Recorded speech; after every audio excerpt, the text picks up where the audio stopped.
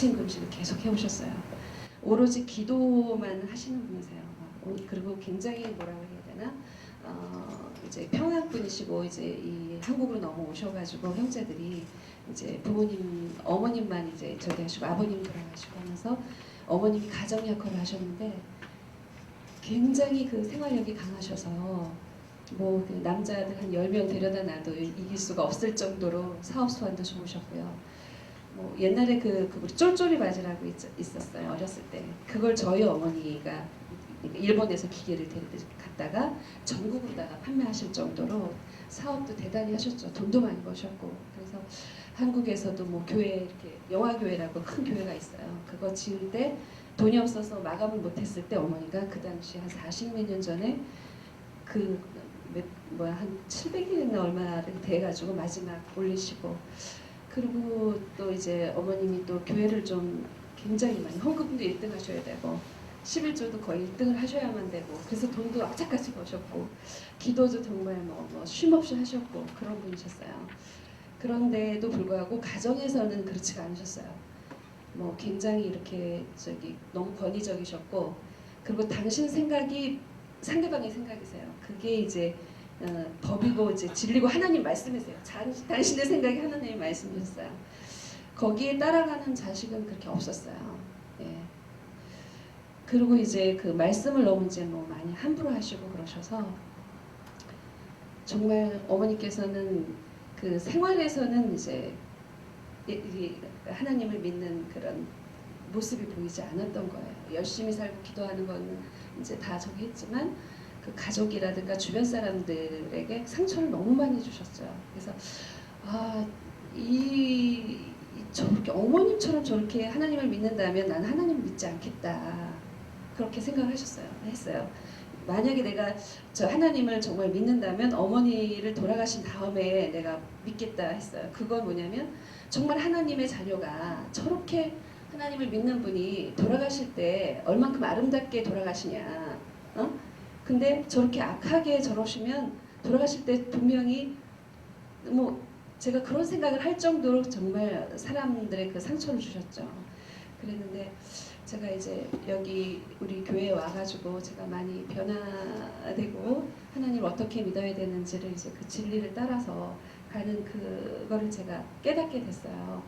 정말 저는 하나님 중심이 아니라 사람 중심으로 봤었거든요. 그동안 그거에 대해서 좀 많이 그 회개가 되고 어머님을 너무 많이 미워했던 거, 상처를 너무 많이 줬고 평생 씻을 수 없는 상처를 뭐 정말 감히 들어보지도 못할 그런 상처를 좀 많이 주시고, 근데 저뿐만이 아니라 자식들한테도 그렇게 주셨어요. 그래서 이제 어제 같은 경우에는 이제 어머님께 제가 좀 안 갔거든요. 또 상처가 너무 또 얼마 전에 또 크게 받아서 안 갔는데 안 갔는데 이제 어제는 이제 그런 걸 다 이제 저기 하고 정말 주님 사랑으로 이제 어머님을 이제 저기 해야겠다. 그리고 이제 막 이제 장을 봐가지고 갔는데 가라 그러더라고요. 네가 해주는 밥 안 먹겠다고. 근데 이제 그때 남편이 같이 있었어요. 근데 이제 남편은 처음 봤죠, 그런 거를. 네, 제가 그런 거를 제가 이제 몇 번을 얘기해도 남편은 몰랐는데 어제 같이 있을 때 그러셨어요. 그러니까 이제 남편도 놀래가지고 그 장 봐왔던 걸 다 같이 가지고 막 나가라고 막 그래가지고 나와서 이제 결국은 이제 안 갔는데 자식들이 다 안 가는 거예요, 어머니한테. 그리고 이제 어머니는 지금 눈도 안 보이고 귀도 안 들리고 잘 걸을 수도 없고 혼자서 정말 겨우 이렇게 걷기만 하고 눈도 잘 안 보이니까 그렇게 실루엣만 보일 정도로. 그럼에도 불구하고 이제 그 계속해서 당신이 가지고 있었던 그걸 버리지 못하시는 거예요. 예. 평상시에는 이제 두 사람이 케어를 해요. 국가에서 저기 보내주신 분들 이제 요양사인가 그분이 한 4시간 하고 나머지는 또 이제 월급을 한 100만 원씩 줘가지고 이제 그렇게 있는데, 이제 이렇게 빨간 날은 쉬는 날은 그 아줌마들도 쉬어야 되잖아요. 그러니까 이제 어머니 혼자 계셔야 되는데 자식들도 가려고 하진 않는 거예요. 너무 상처를 많이 받아가지고. 그래서 저도 주님의 사랑으로 저는 이제 가려고 하나님 제가 지난 어머니를 미워했던 거 다 용서하시라고. 그 어머니가 하신 말씀은 다 그분이 하신 게 아니라 정말 나쁜 영이 들어와서 어머님을 그렇게 주장하셨던 거니까 그거는 저는 이제 생각하지 않겠습니다. 이제 주님 사랑으로 제가 가서 이제 어머님을 케어하고 어머님을 사랑으로서 이제 좀 돌보드리고 싶습니다. 그리고 갔는데 이제 저를 나가라고 그러고 막 욕도 하시고 때리시고 그러시더라고요. 근데 그거는 이제 저거예요. 그 나쁜 영이 들어와서 평상시엔 그렇지는 않죠. 그러니까 악한 말씀을 하시더라도 딱 하고 말죠. 근데 어제는 막 때리시고 그러시더라고요. 욕하시고. 그 정말 그건 개인이 하는 게 아니라 악한 영이 하는 거죠. 근데 어머님의 그 이제 그동안 계속 어머님을 미워했는데 이제는 그게 아니라 이제 그 어머님의 그 악한 그 세치혀라고 하잖아요. 살인을 할 수 있는 세치혀. 그것만 빼시면 어머님은 정말 완벽하신 분이셨어요. 네, 정말 교회를 위해서 헌신하시고 뭐 정말 헌금 같은 거 하시더라도 막 몇 억씩 하시고 그리고 목사님이 안 좋은 차 타고 다니시면 그걸 저기 하시고 새 차를 사드리고 그리고 항상 기도를 시작해서 기도를 끝나고 그리고 자식들에게 정말 신앙생활을 할 수 있도록 항상 앉으면 정말 그 성경 말씀을 붙잡고 우시면서 기도하시고 근데 단 한 가지 그게 부족했던 거예요. 정말 너무 이렇게 그 말씀을 함부로 하셔가지고 근데 이제 제가 한 30년 동안 어머니를 너무 미워했어요. 너무 저 상처를 주셔가지고 뭐 그렇게 할 수가 없는 상황을 저는 그럼에도 불구하고 이제 제 자신한테 칭찬을 한 거는 그래도 하나님 믿는 끈을 놓지를 않고 여기까지 와서 이렇게 목사님 좋은 말씀을 하나님 말씀을 받아들여서 제가 이렇게 신앙 가운데 끝까지 이렇게 믿음 가운데 가려고 제 자신한테 칭찬을 해주고 싶고 어머님의 그 불쌍한 영혼을 위해서 기도를 해야 된다라는 생각이 들고 그래서 어제도 다 못 가고 이제 저 둘째 신우집에서 이렇게 모여서 어머님에 대한 말씀을 하셨는데 돈도 많이 버셨고 자식들도 많이 이렇게 하고 또 시아버지께서 또 시댁도 워낙 그 돈이 있는 집안이다 보니까 재산도 좀 있으시고 근데 이제 그 모든 것은 이제 물질적인 문제였었어요. 어머니가 그렇게 돈을 버시면서도 뭐 사위한테는 뭐 돈 보고 결혼했다. 뭐 돈 얼만큼 다 빼갈 거냐 뭐 이러면서 다 집도 다 사주시고 막 이러셨는데 근데 끝까지 그 물질적인 부분을 지금도 놓질 않으시더라고요.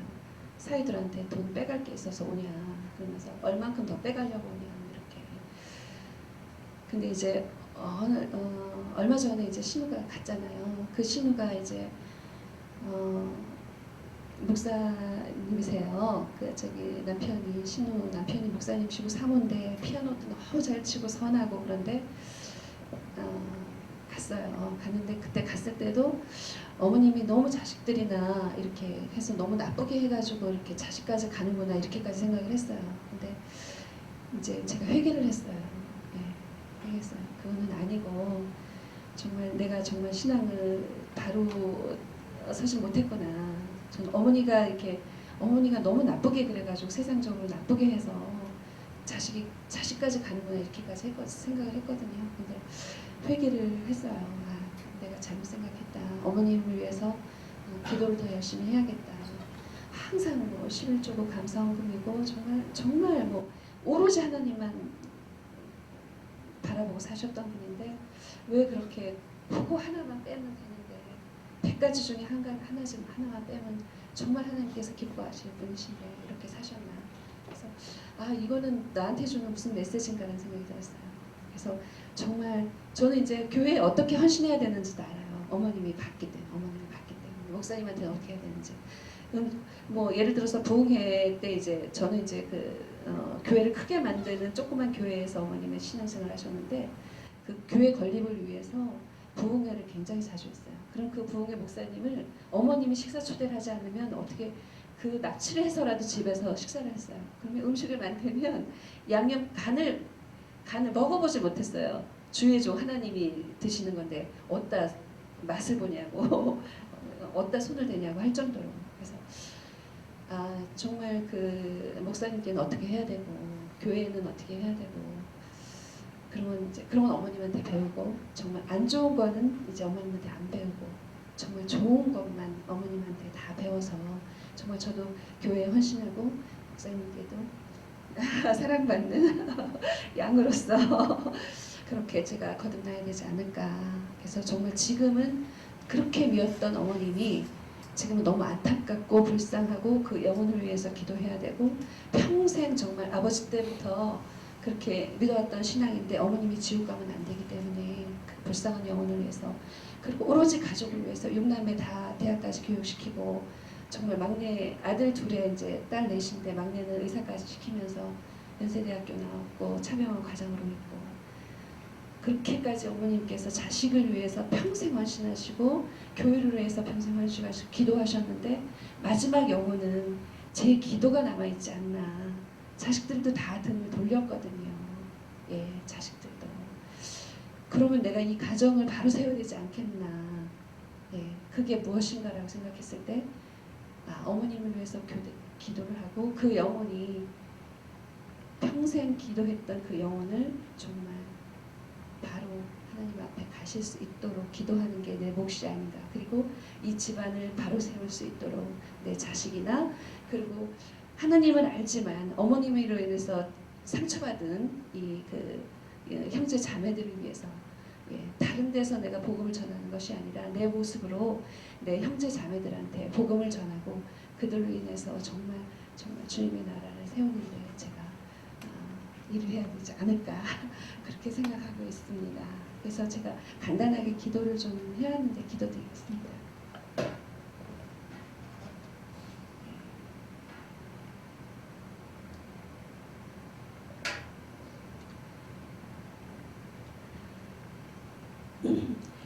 마태복음 7장 1절에서 5절까지 있는 건데요. 비판을 받지 아니하고는 비판하지 말라. 너희는 비판하는 그 비판으로 너희가 비판을 받을 것이요 너희가 헤아리는 그 헤아림으로 너희가 헤아림을 받을 것이니라. 어찌하여 형제의 눈 속에 있는 티는 보고 네 눈 속에 있는 들보는 깨닫지 못하느냐. 보라, 내 눈 속에 들보가 있는데 어찌하여 형제에게 말하기를 나로 내 눈 속에 있는 티를 빼게 하라 하겠느냐.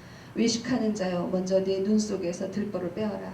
그 후에야 밝히 보고 형제의 눈 속에서 티를 빼리라.